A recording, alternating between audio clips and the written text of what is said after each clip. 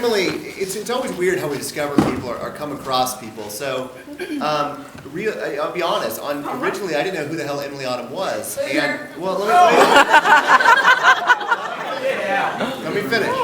So I was on a website, and this website was a horror website called Bloody Disgusting. And on Bloody Disgusting, there was a banner ad of this really hot woman, and I was like, "Who is this?" And I clicked on it, and it took me. This was very, very early on, and it took me to a YouTube page, and it was Emily Autumn's YouTube page, and literally, this is not an exaggeration. I saw it like 10 o'clock in the morning, 5 o'clock at night, I was still clicking on shit. And I'm like, I'm in love. Like, I'm literally in love.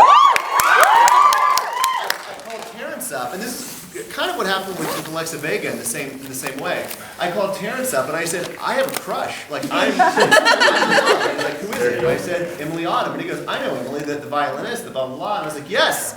And that was the first one I cast. It's like, I have to get her. We have to get her for this thing. And so I stalked her. I literally stalked her.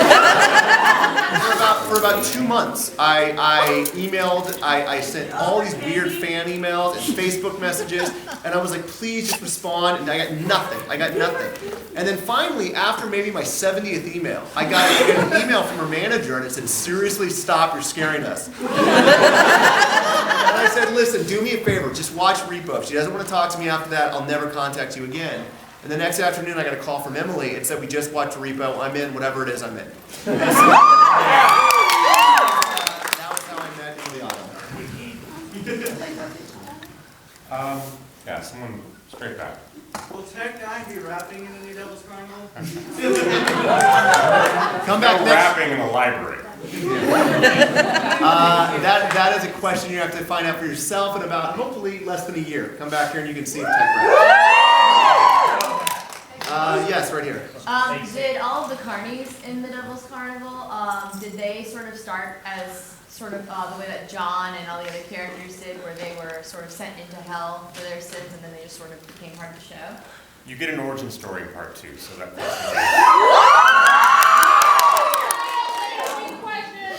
She asked if all of the carnies in hell, if they were originally like John, were they originally sinners that were sent to hell? And we said that'll be answered in episode 2.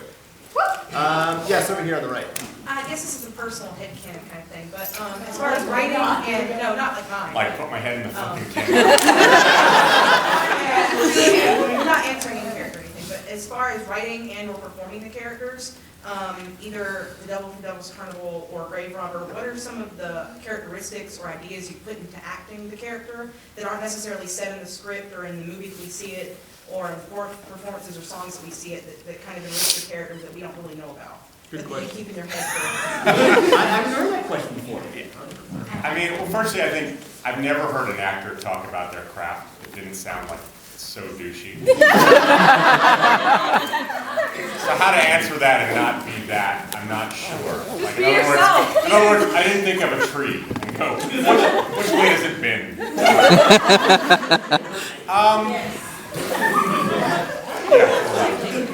You know, I mean, I don't know if I'm the best, a fair person to ask that, only because I wrote the world. So yeah, exactly. No, ultimately it comes down to, for me, it's characters that obviously I want to play, but I think more so than anything, they're inspired by archetypes that inspired me, and their alter egos. So beyond that, I don't think it's that interesting, but fundamentally, I hope you like the end result. Yes, right there. Yeah. As artists, how do you keep from becoming jaded? I'm the most angry, bitter. Yeah. Alcohol. Yeah. Lots of alcohol. Even that doesn't work. Do we have? I'm taking. We have artists in the room tonight. Here's the reality, and this is going to sound a very dour, depressing note, but it's not. And you have to read between what I'm saying. So I had success very early, and I think it spoiled me. I directed all these Saw films, Saw 2, 3, and 4. Thank you. It was I rode the best roller coaster first at the amusement park, and that's a hard thing to do because if you ride the best one first, where do you go after that? And so with the Saw films, for example, I spend 3 months of my life, and next thing I know, there's hundreds of, like literally thousands of billboards. I literally would open up my apartment, there's billboards directed by Darren Bousman, Saw 2. And without any work, without anything, I see TV commercials, and it's in 3,000 screens. And I'm like, fuck, that's awesome. And then the minute I decide to go against the grain and not do something mainstream, it gets put in 2 theaters. 0 billboards, 0 commercials. And immediately I start getting angry. And Terrance and I went against the system. We said, what the fuck is this? Like, we're really proud of Repo. I was more proud of Repo than any of the Saw films. And so when I remember, I'll never forget this one statement that I was told. I was sitting in the offices of the production company who made it. And the basically president or owner comes out and says, we're going to do you a favor. We're going to bury Repo so no one sees it, so it's not going to be a mark against you. And I said, that was the defining moment that changed me as a filmmaker. And I basically said, fuck this. Like, as awesome as it was to do Saw, if I could go on and do Saw 15, 16, and 17, I'd have bitches and cocaine and jets and like... But that's not what I want. As an artist, that's not what I want. And I spent about 3 years of my life being angry. Literally just furious, wanting to fist fight everybody. Like, I was fucking pissed off and mad. And then I realized, fuck, what it was accomplished with Repo, what actually happened with Repo, most filmmakers will never see. Most filmmakers have a movie, it goes in the theater for 2 weeks, and that's it. The movie dies. It might go to DVD and do very well on DVD, but that's it. Here we are 5 years later. There are people that still dress up as Repo. I saw numerous Repo tattoos out there. People coming up and hugging and crying and all of this. I never had that with Saw, ever. I never had that with any other movie I will ever do. And so I switched what I considered success. Success is not about money. Success is not about fame. It's not about any of that shit. Success is about making an impact, about just affecting one person. And I would much rather spend the rest of my life never being in the limelight, doing weird, crazy movies to disenfranchise the people that we were told when Terrance and I made Repo, that there was this, we talked about this last night, there was a film critic, Ben Lyons, who gave Repo and said on his TV, his nationally syndicated TV show, Repo got the #1 worst movie of the year. And he said on it that this movie is not only the worst movie of the year, it's the worst movie of all time. And what he said, he goes, that the filmmakers made a film without an audience. And that again, was one of those things that kind of flipped it on me. Not an audience. Who the fuck are you guys then? Fuck Ben Lyons. Thank you. Exactly. Well, exactly. The question is, how do you not be angry and bitter? You're always going to be angry. But you've got to take that anger, that rage, that resentment, and turn it into passion. And do something passionate. Because it's very easy in this industry to want to give up and throw your hands up. And just to give you a peek behind the curtain, I would consider myself a massive failure. A failure in 99.9% of what I do. For every one movie that you see that I've made, there's 90 movies that I wasn't made of, that I was fired from, that I couldn't get financed, that actors wouldn't attach themselves to it. But you see those one successes, you see the one Saw, but for every one Saw, there's 30 other movies that I was fired from.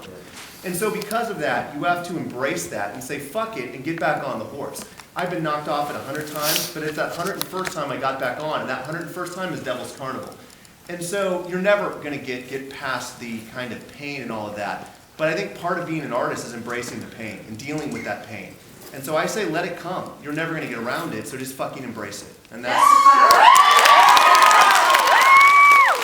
Okay, Terrance, I would like to know how it was performing Come Up and Try My New Parts with Paris Hilton. Why did it end up getting cut? It was awesome. Well, it was weird. That's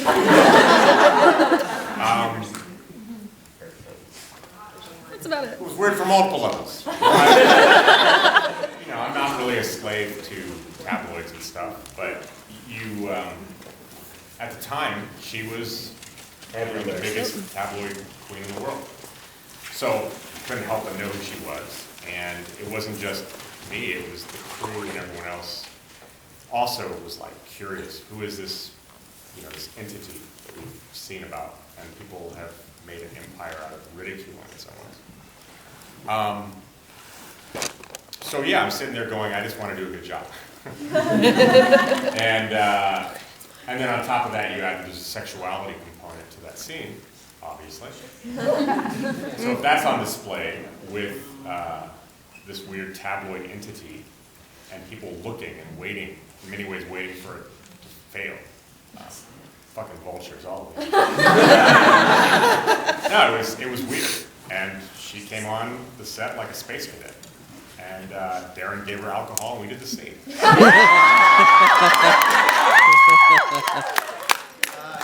that, mind you, I was back. In regards to, you were saying you went off the grain and did repo and you kind of had no billboards. How did you feel then when that other movie, Repo Man? Oh, shit. You don't talk about that. I mean, I'll say this. Terrance and I both been very public about it in the past, and we've both written numerous blogs on it. And if you're not following us on our websites, it's DarrenLynnBousman.com, TerranceZdunich.com. Real original, I know. But we talk about it. But I mean, to sum it up, I don't see Repo Men doing a reunion right now. I don't see people dressing up like Forrest Whitaker or Jude Law. That being said, we're gonna leave it at that. And we started this opera shit. Yes, being a viewer and loving the movie, you feel the emotion in the music and the songs and from the characters. Do you identify with these characters in a deep way? I think, as a filmmaker, and I'll let Terrance Jones as the writer, I think you have to, in some respects. You know what? Actually, no, Terrance, you answer that. Absolutely. I mean, I'll just spill my guts a bit. So last night, truthfully, I haven't watched Repo from start to finish in a long time. And it's not because I'm embarrassed for it or I feel like I'm too sincere with the audience. It's more this weird thing where as an artist, you can't help but feel Like not you could only have done it better. you could have done it better, but also in some ways, Ouch. but in some ways also it's a feeling of it really works well in a lot of places, and so you also as an artist kind of go, can I ever top that? You know, is that a part of my personality that maybe, you know, like a prize fighter, you know, you never be back in your fighting shape again. So that said, absolutely. So last night I came in, we were in Indianapolis, and I watched the last 20 minutes of the film. And it's funny because, you know, big songs, Hydrate, Night Surgeon, those ones sort of are easy to remember, and they're meant to be the big songs. But a lot of the incidental stuff, especially at the end, is much more operatic and all kind of character driven.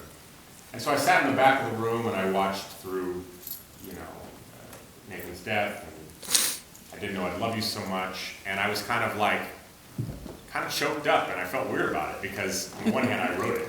I'm like, God, that's brilliant. Right?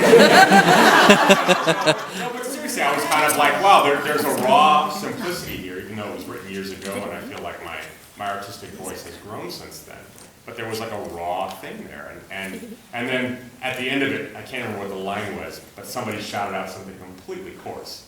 And it was awesome, because it summed up the mixed feelings I was having. It was kind of like, you know, I didn't know I'd love you so much, but I do. And then, you know, whatever. I love anal sex, whatever. So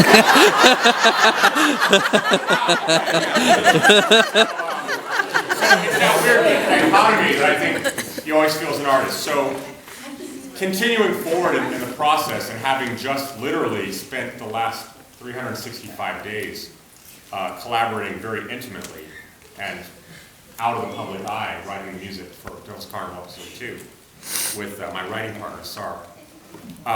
It's a very intensive process. And yeah, you try to find things that you love about the characters. I suppose you can't help but identify, otherwise you're just writing bullshit, right? Because I mean, if you can't find a place where it is true, then you're just imitating, and that's boring and insincere. But I find what's interesting, so Repo, compared to Devil's Carnival 1 and what we're doing with Devil's Carnival 2, while it's clearly all from the same madness, right? It's the Soup. Repo, everyone is kind of singing their feelings. Quite literally. I didn't know I'd love you so much. I didn't know I'd love you so much. I didn't know I'd love you so much. And the Devil's Carnival, we're like, no, they're carnies performing. So it's not about what they're feeling. In fact, no one is saying, I feel this. They're a reflection of a feeling. And in many ways, they're trying to get the person they're singing to feel and change. Devil's Carnival 2 has gone even further. And I suppose this is the masochist in me as a writer. I said, how do we redefine the idea of a musical? And what do people do in musicals? They sing their fucking feelings, right? What if nobody can sing their feelings? What if literally you just have to feel it? And so going, all right. I know it sounds very heady and artistic and whatever, but we said, okay, heaven is a totalitarian system. Everyone's oppressed, but they have to sing like everything is perfect. But you need to feel that something is wrong. So as such, I'm very excited about it because that's fucking subversive. And ultimately, I hope you feel it the same way you felt I didn't know I'd love you so much, but on multiple listenings and multiple viewings, hopefully it'll continue to be challenging in the way that it's been challenging me sitting in the laboratory, if you will, writing. That said, there's something great about I didn't know I'd love you so much, and so I have a lot of self-doubt going, am I getting too heady? I don't know. You guys can tell me next year. Yeah, right there. Or maybe there's not a hand that I'm just like seeing. Yeah. Yeah, right there. Okay, I'll come to you. Yes. This is kind of a weird question. When I first watched Repo, I remember the scene where Shiloh goes in before she hits Nathan over the head with the shovel. And in the scene, there's this really big chair. And you probably didn't do this on purpose, but when I watched it, she came in and beside the chair, she looked really small. But after she left, being mad and stuff, she just looked huge. Where'd you get the chair? Actually,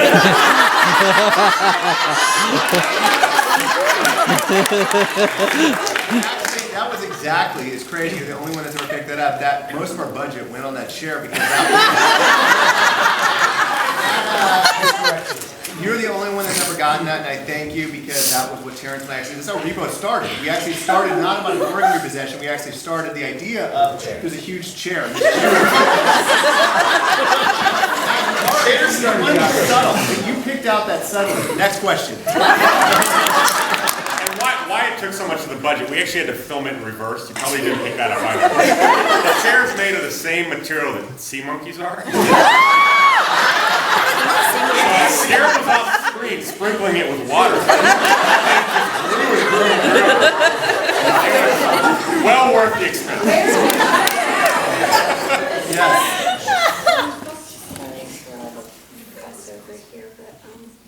I'm not sure you remember me, but can you just sing the song with me one more time? I'm sorry, what I Yeah, the Mickey Mouse Club song with her one more time is what she said. Would I sing the Mickey Mouse Club? Piper John? How are you? Hey, you're in silhouette, so I apologize. What's the Mickey Mouse? Come up here. What's the Mickey Mouse song? Remember you sang the Mickey Mouse Club song with me at Jeff Knox Wicked Winter Fair 2000. Right now, it's funny. All I'm imagining is like, we represent the... M-U-S-E. See, we got a whole audience here. Mickey Mouse. Donald Duck! Mickey Mouse. Donald Duck!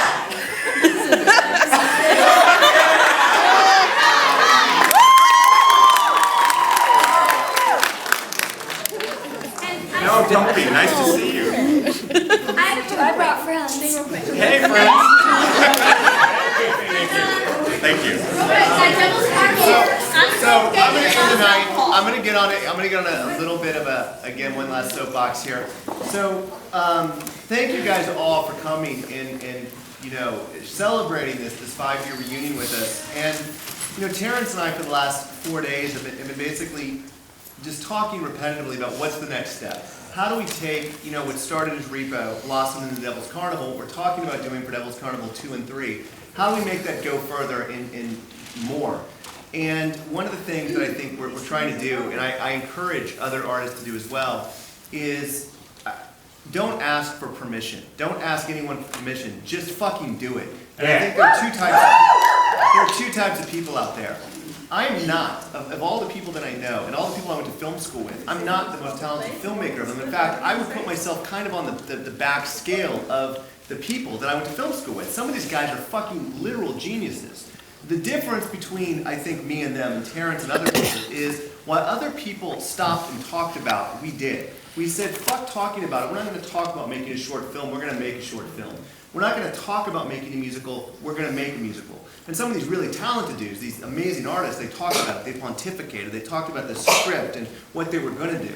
And so we want to continue to do. And that's what Terrance and I have been doing recently, is just continue to do. And so literally, Terrance went away for a year. He didn't talk about it. I didn't talk to him literally for a year. He just went away, put himself in a fucking room with SAR, and they just came out and did the CD.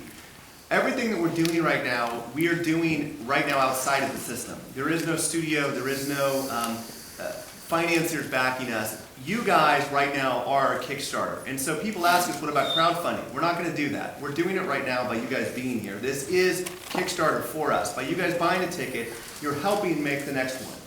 There's merch set up outside. That is how we are making the next one. So if you like what you saw and you want to see a Devil's Carnival 2 and you want to see a Devil's Carnival 3, buy a hat, buy a poster, buy something. Most of the shit's signed out there. It's not about what it is, it's about that is how we're making the next one. So I hope you guys are inspired as artists. Don't talk about it, just go out and fucking do it. We'll see you back here next year with Devil's Carnival. Thank you.